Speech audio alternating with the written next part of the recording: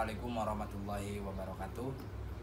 Terima kasih yang sudah stay dari part 1 ke part 2. Mulai Assalamualaikum warahmatullahi wabarakatuh. Alhamdulillahirrabbilalamin. Nabiyina sa'in wa ala umuri dunia wadin wa ala alihi wa sahbihi ajmain. Puji syukur kita panjatkan kehadirat Allah subhanahu wa ta'ala.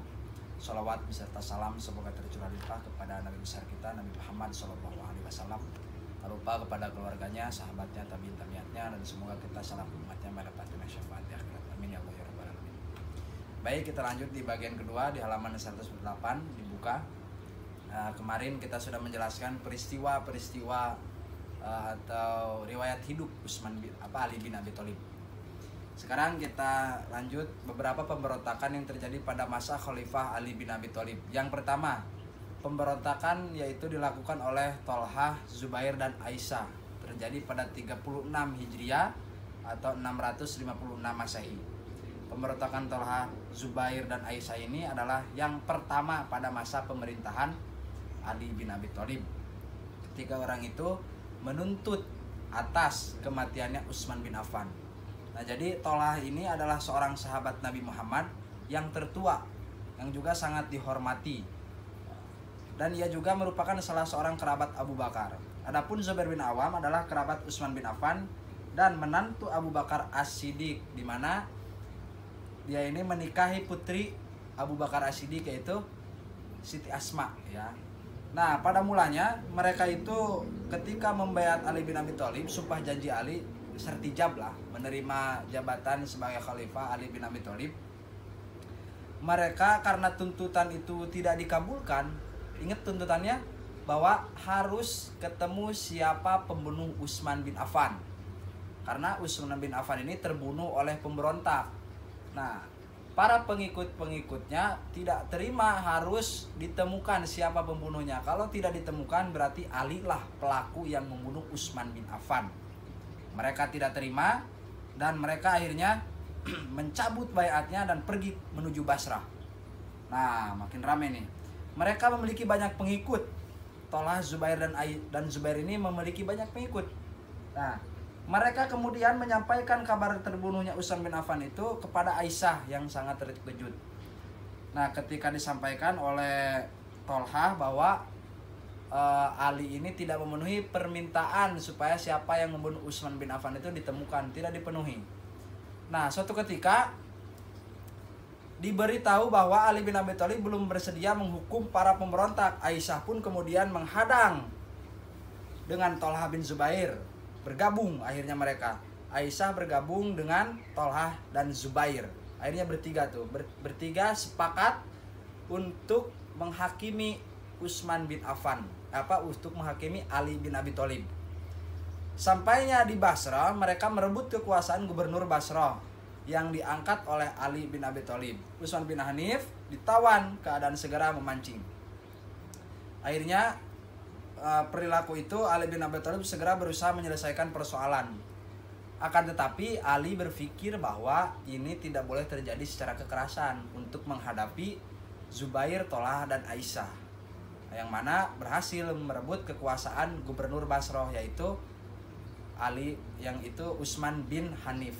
Jadi Utsman bin Hanif ini dilengserkan oleh tiga tadi, oleh Thalhah, Zubair dan Aisyah.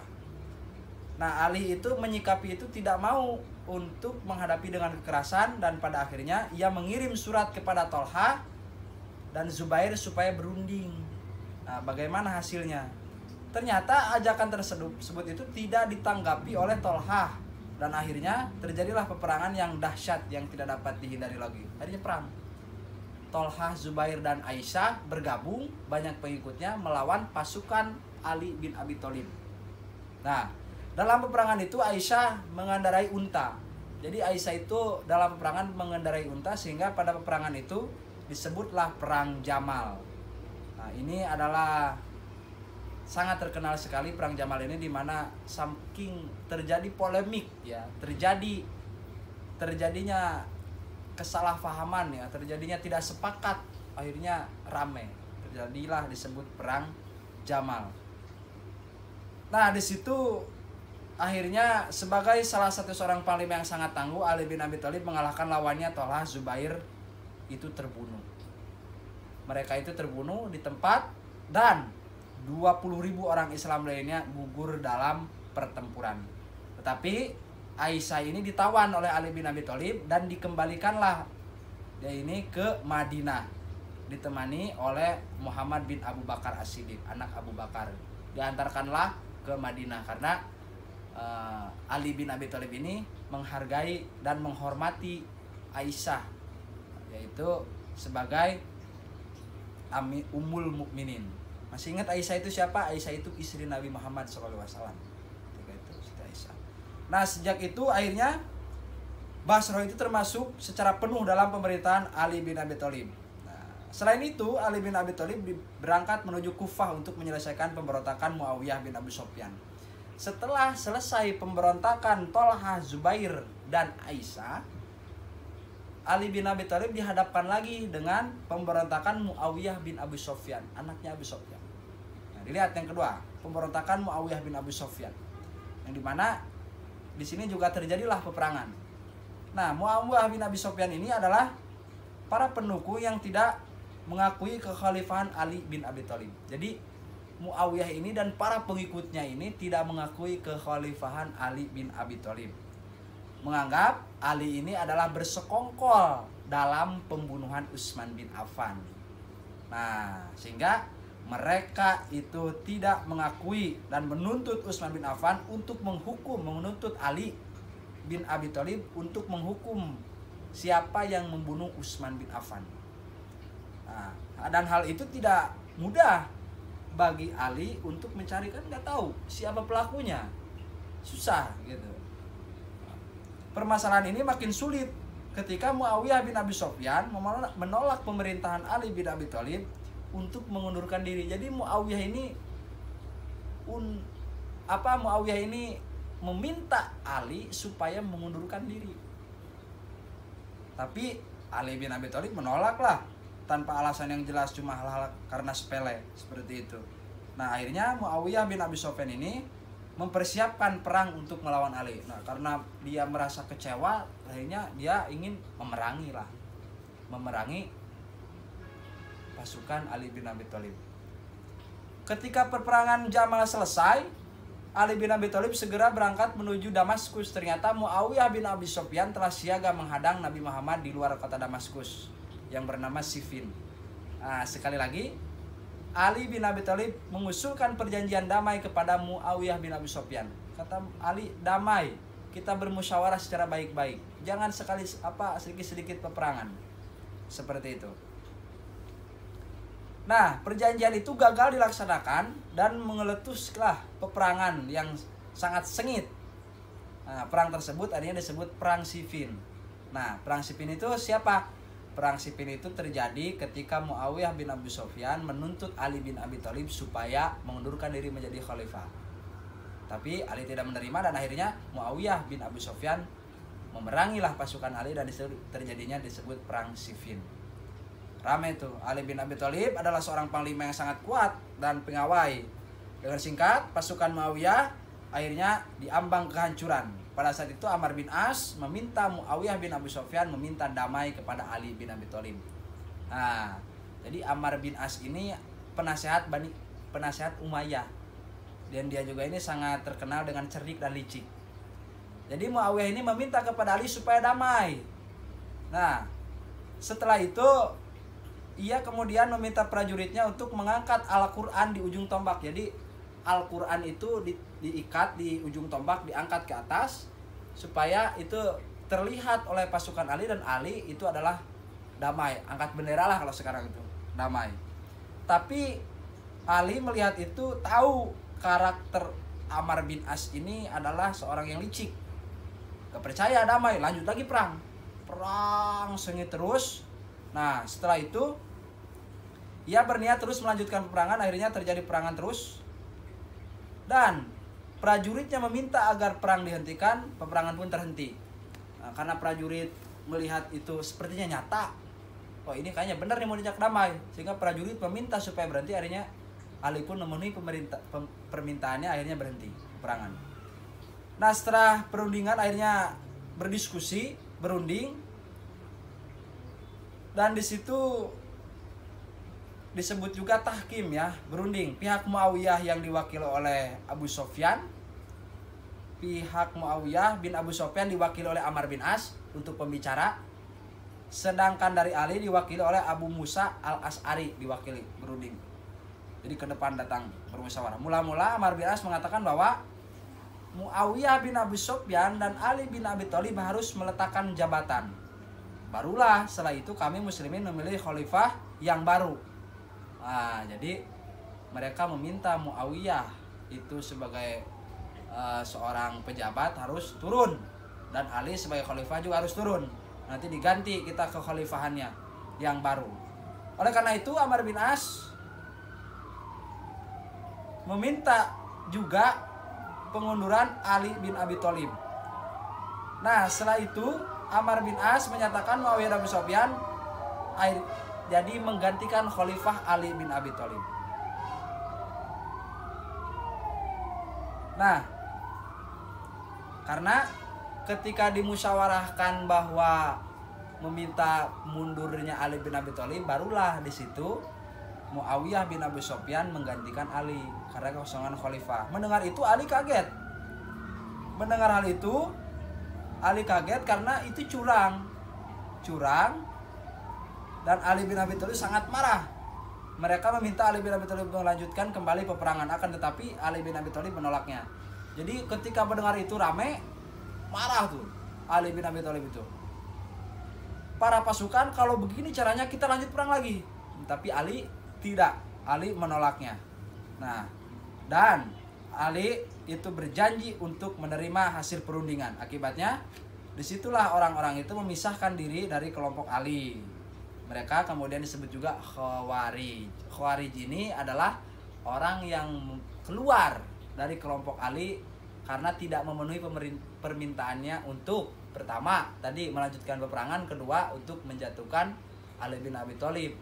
Nah, akhirnya persoalan itu akhirnya tidak diselesaikan dengan malah muncullah persoalan baru, yaitu keluarlah kelompok Khawarij. Nah, di bagian 3, pemberontakan kaum Khawarij kemudian menyatakan perang terhadap Ali. Khawarij ini malah makin ngeri, di mana dia ini meminta perang kepada Ali dan Muawiyah bin Abi Sufyan. Ali sangat dilema, sangat bingung, yang karena satu sisi ingin menghancurkan Muawiyah, yang ingin menginjak jabatannya, yang kedua ada kelompok Khawarij yang tidak menerimanya juga, yang keluar. Nah, mereka kemudian mengangkat Sibih bin Rubi'ah At-Taimimi sebagai panglima perang. Nah, di sini akhirnya yang disebutlah perang Nahrawan. Itu perang Nahrawan. Nah, ada 3 nih tadi. Yang pertama tadi perang Jamal, yang kedua perang Siffin, yang ketiga ini perang Nahrawan. Bagaimana perang Nahrawan ini terjadi?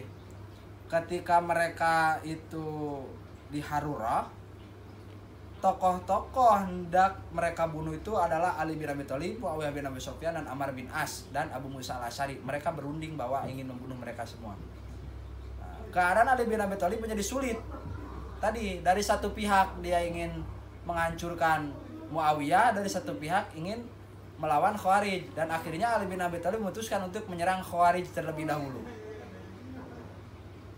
Kemudian barulah ia menyerang Damaskus. Pada tahun 658 Masehi, Ali bin Abi Thalib menyerang kaum Khawarij di Nahrawan. Panglima itu dikenal dengan sebutan Perang Nahrawan. Nah, kaum Khawarij ini berhasil dihancurkan oleh Abdullah bin Wahab, ikut terbunuh. Nah, Khawarij di situ terbunuhlah Khawarij. Terjadilah peperangan. Nah, itu. Jadi 3 pemberontakan pada masa Ali bin Abi Thalib. Yang pertama disebut Perang Jamal. Perang Jamal itu terjadi antara Thalhah dan Zubair dan Aisyah menyerang Ali bin Abi Thalib. Yang kedua, pemberontakan Muawiyah bin Abi Sufyan, di mana tidak menerima kekhalifahan dan tidak mengakui kekhalifahan Ali bin Abi Thalib, harus turun. Yang ketiga adalah pemberontakan Khawarij. Khawarij ini adalah orang yang keluar dari pemerintahan Ali dan menyerang Ali, Umayyah, Muawiyah, dan Zubair bin Awam. Yang terakhir yaitu akhir pemerintahan Ali bin Abi Thalib. Kekalahan kaum Khawarij dalam perang Nahrawan membuat mereka makin dendam terhadap Khalifah Ali bin Abi Thalib. Mereka terus-menerus menghancurkan kehidupan kaum muslimin. Dari pihak lain, kekuatan Muawiyah bin Abi Sufyan makin bertambah. Pada tahun 658 Masehi, Amr bin As berangkat ke Mesir dan menaklukkannya. Hal itu membuat kekuasaan Muawiyah bin Abi Sufyan makin meluas. Nah, akhirnya di situ kan makin rame antara Muawiyah bin Abi Sufyan dan Ali bin Abi Thalib. Karena tadi Khawarij ini sudah musnah, tapi sisa-sisanya itu masih ada. Masih ada kelompok-kelompok Khawarij ini. Sampai sekarang itu masih ada. Di mana tidak mempercayai kekhalifahan Ali bin Abi Thalib. Karena mereka keluar. Nah, dan secara diam-diam kaum Khawarij ini sisa-sisanya itu tadi merencanakan untuk membunuh Ali bin Abi Thalib. Dan yang ganasnya lagi tidak hanya Ali, yaitu Muawiyah bin Abi Sufyan dan Amr bin As. Mereka berencana ingin membunuh bertiga itu. Di antaranya 3 orang yang ditugaskan oleh Khawarij. Yang pertama Abdurrahman bin Muljam, tugasnya untuk membunuh Ali bin Abi Thalib. Yang kedua yaitu Barak bin Abdillah At-Taimimi untuk membunuh Muawiyah bin Abu Sufyan. Yang ketiga yaitu adalah Ammar bin Bakar At-Taimimi, yaitu untuk membunuh Ammar bin As di Mesir. Nah, di antara tugas yang itu mereka semua gagal kecuali yang satu, yaitu Abdullah bin Muljam. Dia yang berhasil membunuh Ali bin Abi Thalib ketika sedang melaksanakan sholat subuh. Nah, pada itu Ali sedang melaksanakan sholat subuh, terjadilah pemberontakan dan akhirnya wafatlah Ali di situ. Itu terjadi pada bulan Ramadan, itu pada 40 Hijriah 661 Masehi. Pemerintahannya Ali ini berlangsung 4 tahun dan Ali ketika wafatnya itu pada berusia 60 tahun. Ali meninggal dalam keadaan sholat subuh. Masya Allah, bayangkan ya, terjadilah pemberontakan yang sangat ramai dan takdir mengatakan Ali terbunuh. Sadis ya, ngeri ya, sampai segitunya untuk mengorbankan beberapa orang gitu demi ingin mengambil kekuasaan. Nah, ternyata dilihat dari hasilnya pemerintahan Ali ini dapat dianggap mengalami kegagalan dalam masa pemerintahannya. Karena lebih dari Utsman, Ali ini malah lebih parah. Lebih parah pemberontakannya. Sampai kan saudara itu kan Aisyah itu istri Rasulullah sampai ikut terjadi peperangan dengan Ali.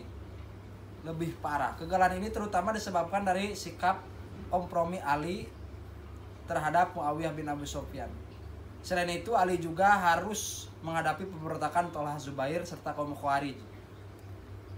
Sehingga peperangan itu melawan mereka itu sangat melemahkan kekuatan Ali. Karena Ali yang kena imbasnya, harus melawan Muawiyah dan harus melawan Khawarij.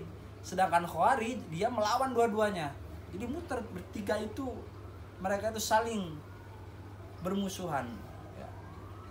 Satu sisi Ali itu dilema bagaimana kedua itu. Nah, di pihak lain juga Muawiyah bin Abi Sufyan meninggalkan kekuatannya, memiliki pendukung keuangan sumber kekayaan yang lebih kuat. Muawiyah bin Abi Sufyan ini yang besar, kekuatannya besar dibanding Ali bin Abi Thalib. Sehingga orang-orang Arab Suriah selalu memasok pada sumber kekuatan yang tidak ada habisnya. Dan Ali juga akhirnya merupakan Khulafaur Rasyidin yang terakhir. Khulafaur Rasyidin yang terakhir dari 4. Pertama Abu Bakar, yang kedua Umar, ketiga Utsman, dan keempat Ali. Itu Ali ini yang terakhir. Jadi jumlah dari masa kekhalifahan itu adalah 30 tahun itu. Bagaimana setelah wafat?